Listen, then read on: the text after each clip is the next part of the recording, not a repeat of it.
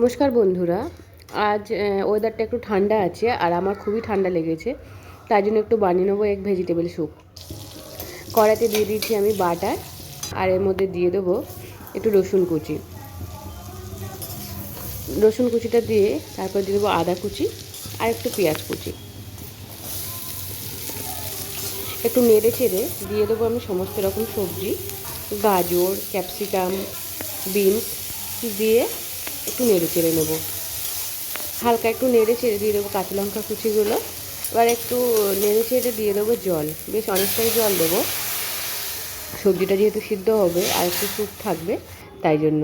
এদিকে একটা বাটিতে নিয়ে নেবো আমি কর্নফ্লাওয়ার 1 চামচ মতো, আর একটা বাটিতে একটা ডিম ফেটিয়ে নেবো। আমি লবণটা দিতে ভুলে গেছিলাম, তাই লবণটা দিয়ে দিচ্ছি। তারপর ডিমটা দেবো আর নাড়তে থাকবো। তারপর দিয়ে দেবো কর্নফ্লাওয়ারটা, দিয়ে নাড়তে থাকবো। বেশ থকথকে ভাব হয়ে যাবে এটা দিলেই। এই যে দেখুন কত সুন্দর থকথকে একটা ভাব হয়ে গেছে। আমার স্যুপটা প্রায় রেডি। এবার আমি নামিয়ে নেব। নামানোর আগে একটু গোলমরিচ গুঁড়ো ছড়িয়ে দিয়ে আর নামিয়ে নেব।